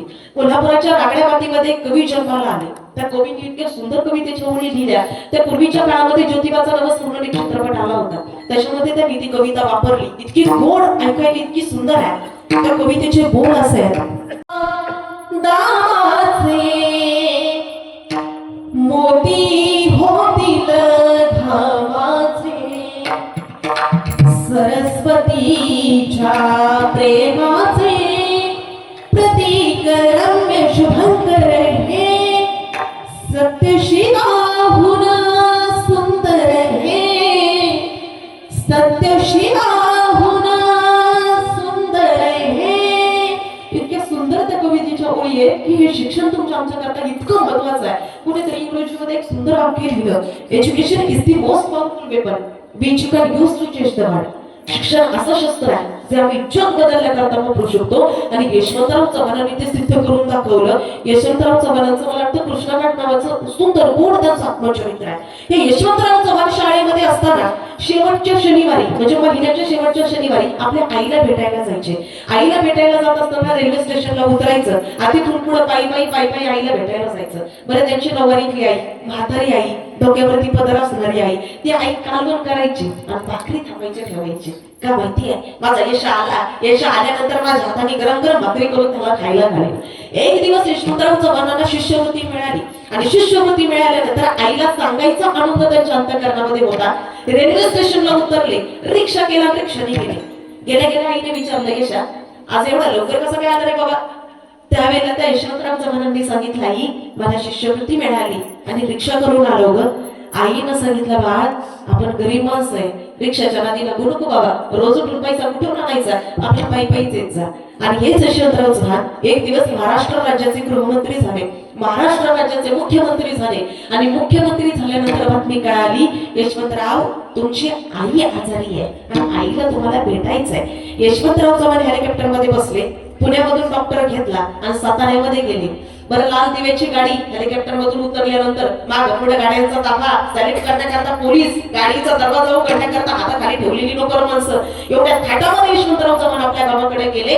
उंबरठ्यात पाऊल टाकलं, आईला दिसत नव्हतं पण बोलता स्पष्ट येत होतं. आईनं लगेच ओळखलं, यशा आलास का रे बाबा? पण एवढ्या लवकर कसं काय आलास रे? रिक्षा केला नाही ना? डॉक्टरांनी विचारले, यशवंतराव रिक्षाची काय भानगड आहे? त्यावेळेला यशवंतराव चव्हाणांनी सांगितलं, शिष्यवृत्ती मिळाल्यानंतर रेल्वे स्टेशनला उतरायचो आणि रिक्षा करून घरी जायचो. आई सांगायची, बाळ आपण गरीब आहे, एवढा पैसा आणायचा कुठून, आपला पायीच येत जा. ऐका ना डॉक्टर साहेब, आज मी महाराष्ट्र राज्याचा मुख्यमंत्री आहे, पण माझ्या आईला असं वाटतंय तिचा यश अजूनही गरीबच आहे, अजूनही तिचा यश तिच्या हातात एवढाच आहे, लहानच आहे. आईच ती कळकळ्याची जाती करी ना भावी नव्हती. आईचं प्रेम असं असतं दादा, आम्ही मोठी होत जातो पण आमच्या आई करता आजही आम्ही लहानच असतो. आजही मी महाराष्ट्रामध्ये फिरते, महाराष्ट्रभर कार्यक्रम असतात, पण दादा असं एकही दिवस गेला नाही की कार्यक्रमाला निघाल्यानंतर माझ्या आईचा फोन आला नाही, पोहोचल्यानंतर आला नाही, परत पोहोचायच्या आधी 3 फोन तिचे असतात, निघाली का, पोहोचली का, लग्न झालं, आज माझं 3.5 वर्षाचा मुलगा आहे, एवढी वर्ष माझ्या लग्नाला होऊन सुद्धा आजही तिचा वर्जन फोन असतो, तू पोहोचलीस का, वेळेमध्ये पोहोचलीस का, कधी निघणार आहे आणि पुन्हा घरी पोहोचलीस का. ह्याला आई असं म्हटलं जातं. आमच्या आईचं आमच्यावरती नितांत प्रेम असतं, पण दादा जितकं प्रेम आमच्या आईचं आहे तितकं प्रेम आमच्या बाबाचं आहे. समोर यामुळे विसरून चालायचं नाही, कारण आई बाळाला जन्माला घालत असताना अनंत यातना सहन करत असते, मरण यातना तिला होत असतात, पण त्याच हॉस्पिटलच्या बाहेर चक्रा मारणारा असतो तो तुमचा आमचा बाप असतो. पण असा बाप आम्हाला कधी पाहायला मिळत नाही. हे त्या बापाचं दुःख आहे दादा. मुलं लहानाची मोठी व्हायला लागतात आणि एखादी सीटीची एक्झाम मुलगा देतो 10वी-12वी नंतर, पण सीटीला मार्क्स कमी मिळतात, ज्या कॉलेजमध्ये हवे त्या कॉलेजला नंबर लागत नाही, मग घ्यायचे ते ऍडमिशन डोनेशन भरावं लागेल. बरं, डोनेशन करता बापाजवळ पैसे नाही, पोरग बापापर्यंत जातं आणि सत्ता बाबा त्याच कॉलेजला ऍडमिशन घ्यायचंय. अडाणी बाप, अशिक्षित बाप, कमी शिकलेला आमचा बाप आमचे ऍडमिशन करता आमचा बाप कॉलेजच्या संचालकाच्या समोर जातो आणि आयुष्यभराचा स्वाभिमान तुमचा आमचा बाप कॉलेजच्या संचालकाच्या बाई खर्ची घालतो, त्याला बाप असं म्हटलं जातं. दादा अशी कितीतरी पोरं ताई मी बघितली 30-35च्या वयातली, त्यांना जर सांगितलं ना तुझा बाप मेलाय, शेवटचं पाणी घालायला जा, शेवटचं तांब्या घाल बापाच्या खात्यावरती, त्या पोराचं धाडसच होत नाही. तो सांगतो तरी नाही आमचं धाडस का? अहो फाटलेलं कोणी आता बघतोय आम्ही. अरे आपल्या अंगावरची कपडे व्यवस्थित असावी याच्याकरता तुमच्या आमच्या बापाने स्वतःच्या कोणी एकदा गोळा काढून घेतली, असा बाप आम्हाला शेवटपर्यंत दिसत नाही. हे त्या बापाचं दुःख आहे दादा. आणि तुमच्या आमच्या चेहऱ्यावरचं तेज अबाधित राहावं याकरता आमच्या बापाने स्वतःच्या चेहऱ्यावर सुरकुत्या पाडून घेतल्या, असा बाप आम्हाला पाहायला मिळत नाही. हे त्या बापाचं दुःख आहे दादा. कोणाला जर सांगितलं ना शेवटचा पाया पडायला जा बापाच्या, धाडस होत नाही कोणाचं का? त्याच्या पायाला पडलेल्या वेगातही आयुष्यात कधी बघितलंच नाही हो. आता शेवटच्या क्षणाला कशा बघाव्या, धाडस होत नाही दादा. एवढं तुमच्या अगदी प्रेम करणार फक्त तुमचा आमचा बाप असतो. लोक म्हणतात पाऊस पडायला लागला की पत्रालय आमचा वाजायला लागतो. बापाची अवस्था तशीच आहे. अरे घराचा भार सांभाळता सांभाळता सांभाळता सांभाळता त्याची 20 पत्रासारखीच अवस्था झालेली आहे. वाचतो तो पण मूळ मला पाऊस सगळं सगळं झेलायचं आहे, हे पत्र आमच्या पटकन ध्यानात येत नाही. हे तर बापाचं दुःख दादा. सांगा ना खाली बसणाऱ्यांनी जर आम्हाला तुमच्या टोपी घातलेल्या बाबांनी कधी दिवाळी साजरी करताना बघितलं तुम्ही? प्रामाणिकपणे माझा खाली बसणाऱ्यांना प्रश्न आहे. ज्या पोरी पळून जातात, जी पोरं आई बापाच्या विरोधात पोरी घरी लग्न करून आणतात, विशेषतः त्यांच्या करता ताई मला परत नाही बोलावलं तरी चालेल, माझा राग आला तरी येऊ द्या तुम्हाला, पण ह्याच्यातला कमीत कमी 10% समाज जरी सुधारला ना तरी मी समजेल माझं कीर्तन सफल झालं. इज्जत नावाची अशी गोष्ट आहे दादा, काचेच्या भांड्यासारखी असते इज्जत. काचेच्या भांड्याला एकदा तडा गेला ना परत जोडता येत नाही. इज्जतीचं तसंच आहे. तुमच्या आमच्या बापाला इज्जत कमवण्याकरता 20, 30, 50 वर्षांचा कालखंड घालवावा लागतो आणि तुम्ही एका क्षणात दार घालून मोकळे होता. गावामध्ये परत उघड्या तोंडाने फिरता येत नाही दादा बापाला. ही गोष्ट कधी आम्हाला कळणार आहे? प्रेम होत राहतं. मागाशी सुरुवातीला सांगितलं नाशवंत गोष्टींच्या मागे लागत बसण्यापेक्षा ज्या गोष्टी शाश्वत आहेत त्या शाश्वत गोष्टींच्या पाठीमागे लागायला शिका. आजही तुमचा आमचा बाप आमच्याकरता आयुष्य खर्ची घालत असतो, पण असा बाप आम्हाला पाहायला मिळत नाही. हे त्या बापाचं दुःख आहे. सांगा जरा खाली बसलेले कधी केला आमच्या बापाने दिवाळी सण साजरा? आणि दिवाळीच्या सणाला सगळ्यांना कपडे घेण्याकरता जातो आणि स्वतः करता जर काही घ्यायचं म्हटलं ना खिशात एक दमडी सुद्धा राहिलेली नसते. सगळ्यांच्या करता कपडे घेऊन बाप घरी येतो आणि म्हातारी पुढे गाठोडं बांधतो. गाठोडं बांधल्यानंतर म्हातारी कपडे बघते आणि विचारते का हो सगळ्यांच्या करता काही ना काही आणलं, तुमच्या करता काहीच नाही आणलं.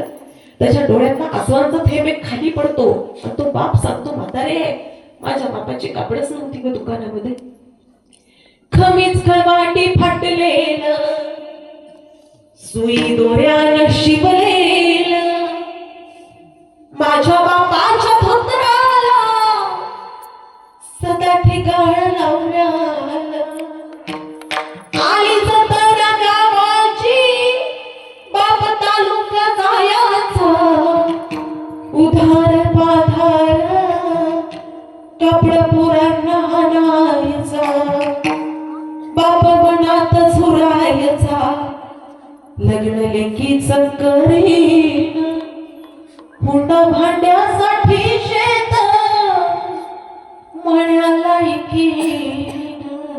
हे पूर्ण आता लग्न सराई चालू आहे. कधी बापाची अवस्था पहा. बाप गावातल्या लोकांना पोरगी वयात आल्यानंतर सांगतो आपल्या लेकरा करता चांगलं स्थळ बघा बरं का भाऊ. समोरचा माणूस विचारतो लग्न करून द्यायची बायको होते का? हा बाप सांगतो वेळ पडली ना बायकोचे दागिने घाण टाकीन, वेळ पडली शेत जमीन घाण टाकीन, विकून टाकीन, पण लेकरांचं लग्न म्हटलं धुंगाळ्यात लावून देईल. ऐका ना पोरी कधीतरी आठवून पहा तुमच्या बापानं तुमच्या लग्नामध्ये कशाची कमी केली नाही. पण मला माता मौल्यांचं हेच विशेष वाटतं ताई बाप मिळण्याच्या नंतर हक्क सोडून अपेक्षा करण्याकरता 13 दिवसाची सुद्धा वाट बघत नाही. तो कोणी आमच्या डोक्यात घुसवलं माहित नाही दादा.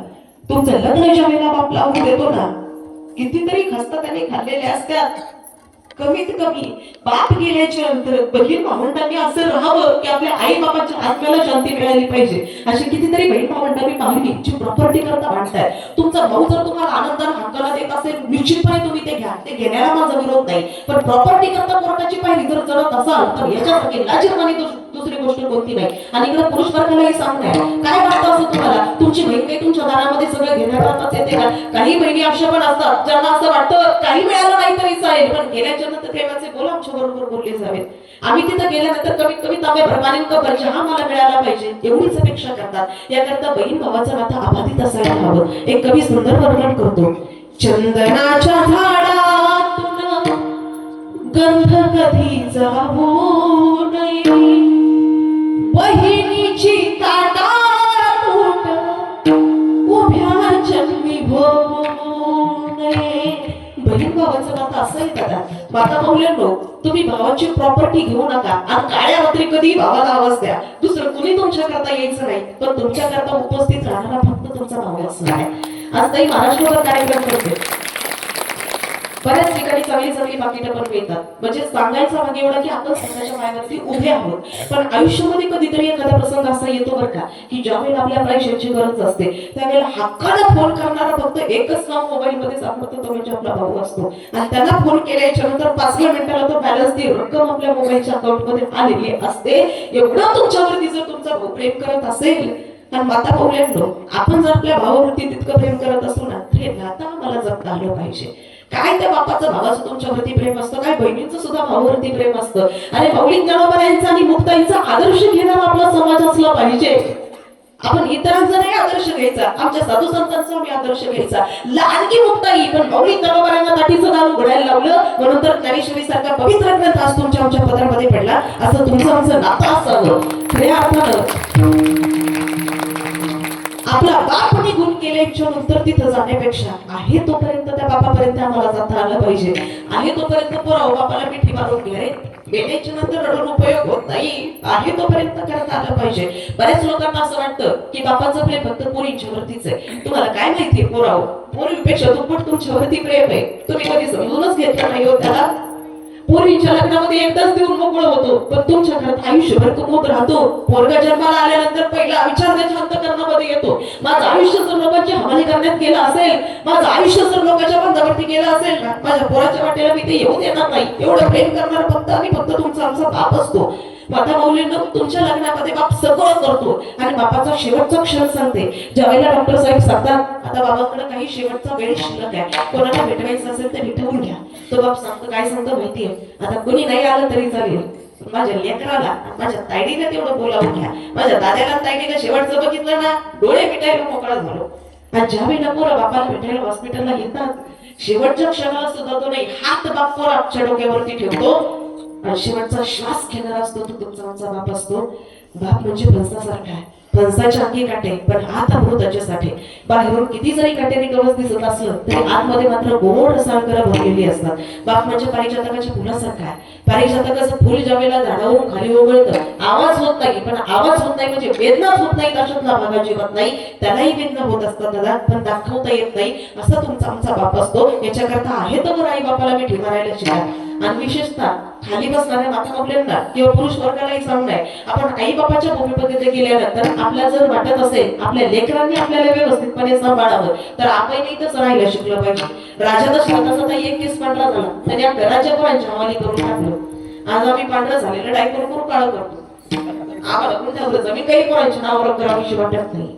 सुरुवातीला सांगितलं संसार नाशिवंत आहे, नका त्याच्यामध्ये अडकून पडू. हळूहळू कुठेतरी थांबलं पाहिजे. माणसाने थांबलं पाहिजे, थांबता आलं पाहिजे. मला जर दिवसाच्या 3-3 तारखा असेल ना मी एक कॅन्सल करते. जास्त धावपळ करत बसायची नाही, कुठेतरी थांबता आलं पाहिजे दादा माणसाला. एका क्षणाला किंवा एका स्टेजला गेल्यानंतर तिथं तुम्ही थांबा. कुठं थांबा, भगवंताच्या चरणाशी आम्हाला थांबता आलं पाहिजे. तिथं थांबल्यानंतर खऱ्या अर्थानं तुम्हाला सुख आहे. म्हणून निश्चितपणे हे कुर्मदास महाराज तुम्हाला सांगतात की माझी आज माय असती, माझा जर बाप असता तर निश्चितपणे असता की मला पंढरपूरपर्यंत पोहोचवलं असतं. हे कुर्मदास महाराज लोटांगण घालत लभूळ नावाचं स्टेशन आहे सोलापूर जिल्ह्यामध्ये. आता आपण इंदापूर पास केलं की सोलापूर जिल्हा आपल्याला लागतो. या सोलापूर जिल्ह्यामध्ये लभूळ नावाचं स्टेशन आहे. त्या लभूळ नावाच्या स्टेशनवरती तिथं गुरुदास महाराज आले आणि आता शरीर पुढे रेटाच देईना, प्रयत्न केला, शरीर पुढे रेटाच देईना. योगायोगानं शेजारून एक दिंडी चालली होती आणि त्या दिंडीमध्ये नामघोष चालला होता विठ्ठल नावाचा. कारण त्यावेळेला ज्ञानोबा तुकोबा नव्हते, विठ्ठल नामाचा जयघोष चाललेला आहे आणि विठ्ठल नामाचा जयघोष चाललेला आहे. गुरुदास महाराजांनी पाहिलं आणि आवाज दिला, वारकरी बाबा. त्या टाळामुळे आवाजच जाईना, पुन्हा आवाज दिला, अहो वारकरी बाबा. आता मात्र शेवटच्या वारकऱ्यापर्यंत आवाज गेला आणि त्या वारकऱ्यानं मग गवळून पाहिलं तर कुठंच काही दिसलं. वाटेचा सारखा पडलेला तो देह दिसल तरी कसा. पुन्हा आवाज दिला, वारकरी बाबा मी इथं आहे. आता मात्र कसं बसे ते वारकरी जवळ आले आणि त्यांनी विचारलं कोण आपण आणि काय प्रयोजन. सांगितलं मी गुरुदास भानुदास महाराजांचा शिष्य आहे आणि माझे भानुदास महाराज कीर्तनात सांगतात, विठेवरचा विठ्ठल फार दयाळू आहे. ज्याला हात नाही त्याला हात देतो, ज्याला पाय नाही त्याला पाय देतो आणि त्यांच्या प्रेरणेने मी आलेलो आहे. मला पांडुरंगाला भेटायला जायचंय, तुम्हाला हात देणार आहे, मला पाय देणार आहे, पण काही सांगू बाबा शरीर पुढे रेटच देईना. माझ्या पांडुरंगाला फक्त एकच निरोप द्या की तुमचा भक्त लभूळच्या स्टेशनवरती जीव कंठाशी म्हणून तुमची वाट पाहतोय. तो वारकरी इतका धावला पांडुरंग परमात्म्याला जाऊन मिठी मारली, सांगितलं देवा धावा, तुमचा भक्त लवणीच्या स्टेशनवरती तुमची वाट पाहतोय. माझा पांडुरंग परमात्मा इतका धावला देवाने गरुडाला सुद्धा पाठीमागं टाकलं आणि त्या गुरुदासांच्या जवळ ज्या वेळेला पांडुरंग परमात्मा आले, भगवंतांना सांगितलं गुरुदासा डोळे उघड, आलोय मी. त्या गुरुदासांनी डोळे उघडले तर लख प्रकाश त्यांच्या पुढे पडला. गुरुदासांनी सांगितलं देवा काय माझं दुर्दैव आहे, आज जगाचा बाप मला भेटायला आलाय पण मी तुमच्यापर्यंत येऊ शकत नाही. तेव्हा यावं तुम्ही माझ्यापर्यंत. भगवंत जवळ आले तर गुरुदासाला जशी एखादी आई आपल्या लेकराला मांडीवरती घेते असं मांडीवरती घेतलं आणि आपल्या स्वतःच्या शैलीने अंगाला लागलेले काटेकुटे कडे पुसले आणि भगवंताने विचारलं गुरुदासा माग तुला काय हवंय. त्यावेळेला गुरुदासांनी सांगितलं देवा तुमचं दर्शन झालं, यापेक्षा वेगळं असून काय हवंय, आता काही नको मला. आता सुखानं डोळे मिटायला मी मोकळा झालो, तुमच्या पांडीवरती फक्त असंच करा तुम्ही घ्या. भगवंतावरती विश्वास होता म्हणून भगवान परमात्मा त्यांना भेटायला आला. आणि दुसरी महत्वाची गोष्ट चित्त निर्मळ होतं म्हणून भगवंत भेटायला आला. अभंगाच्या शेवटच्या तुका मने चित्ता तुका मने चित्ता करावे निर्मळ तुका मने चित्ता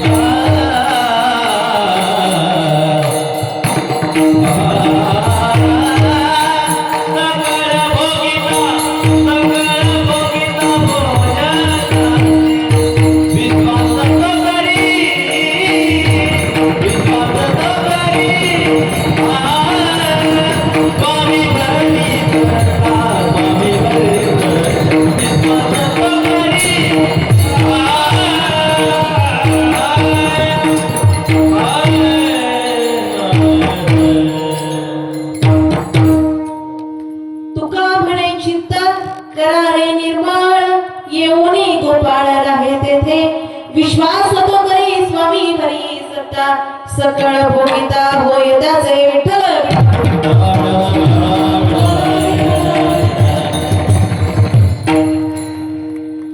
अल्पगतीप्रमाणे अभंग सोडवायचा प्रयत्न केलेला आहे. खरे तर वेळ आपली 8 ते 10ची होती, तर 15-20 मिनिटं वाढले, कारण नेमकं कार्तिक मोहनी आम्हाला जेवायला घरी नेलं आणि ताईंचा फोन आला. ताई सुरुवात किती वाजता करायची? आता म्हटलं जेवण चालू आहे, नाही तर रोड लागलं तर सुरुवात करू मी, तर तुम्हाला परत थांबावं लागेल, म्हणून त्यांना सांगितलं 8 वाजता सुरू करा. पण तसं 7:45ला सुरू झालं तर 15 मिनिटांमध्ये पंचपदी संपून जाते आणि कीर्तनकार इथे येऊन उभा राहून पुढचे 2 तास व्यवस्थित चिंतन करायला मिळतात. असो, परतच्या वेळेला नक्की आपण 15-20 मिनिटं आधी सुरुवात करू, म्हणजे लोकांना याचा त्रास होणार नाही. 15-20 मिनिटं तुम्हाला जास्त बसावं लागणार नाही. 15 ते 20 मिनिटं तुमची जास्तीची घेतल्यामुळं मनापासून दिलगिरी व्यक्त करते. पण खरं तर अतिशय सुंदर देखणं वातावरण आहे, सुंदर तुमचं नियोजन आहे. या ठिकाणी अतिशय गोड असणारे साऊंड सिस्टीम, दोन्ही विणेकरी बाबा, जोगदार बाबा, पप्पा स्वागत दादा, आदरणीय गायक महाराज, ही सगळी टाळकरी मंडळी, त्याचप्रमाणे आदरणीय ज्यांच्याकडे हे नियोजन आहे त्या खरं तर परमार्थिक सखी म्हणायला हरकत नाही. कारण ताईंना भेटल्यानंतर असं वाटलंच नाही मी त्यांना पहिल्यांदा भेटते. एवढं त्यांचा चेहरा समजून जातो, म्हणजे ज्याच्या गळ्यामध्ये माळ आहे आणि ज्याचं भगवत चिंतन चालू आहे त्याच्या चेहऱ्याकडे पाहिल्यानंतर एक वेगळं चैतन्य त्या चेहऱ्यावरती आपल्याला पाहायला मिळतं. ते काही तुमच्याकडे पाहिल्यानंतर बघायला मिळालं.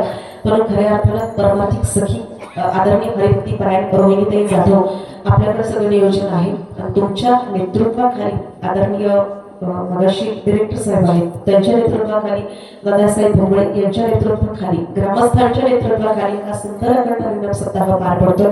तुम्हाला सर्वांनाच मनपूर्वक धन्यवाद देते. खरं तर माझ्याबरोबर उपस्थित असणारे माझे पती, आमच्या शेतपिंपळगावचे उद्योजक गुरुदत्त लॅब डेव्हलपरचे सर्वेसर्व आदरणीय स्वप्नील पोटे या ठिकाणी माझ्याबरोबर उपस्थित आहेत. मी मगाशी तुम्हाला सांगितलं की आपल्या नावासमोर पतीचं नाव का लावावं, कारण पुरुष वर्ग समाजामध्ये त्यांच्या कर्तृत्वावरती मोठा होऊ शकतो. हा पाठीमागं त्यांच्या पत्नीची किंवा एखाद्या स्त्रीची साथ असते, दुमत नाही, साथ असतेच त्यांना.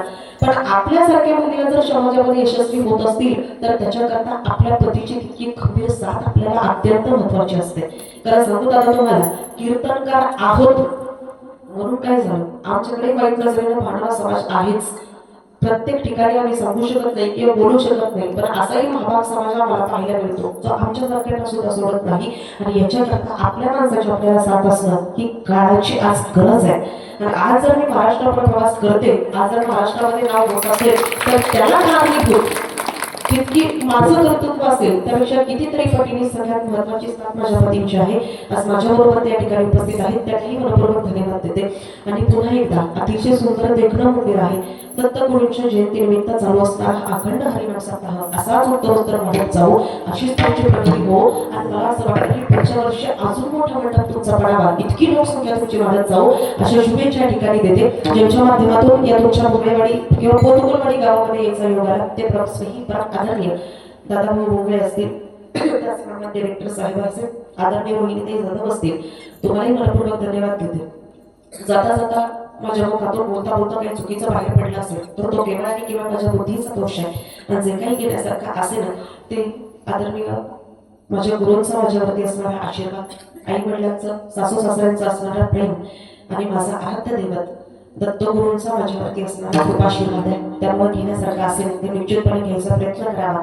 झालेली सेवा तुम्हा सर्वांच्या चरणाशी, दत्तगुरूंच्या, पंढरीश्वर परमात्मा पांडुरंगाच्या, महादेवाच्या आणि गणपती बाप्पाच्या चरणाशी समर्पित करून आजच्या सेवेला पूर्ण विराम. ज्ञानेश्वर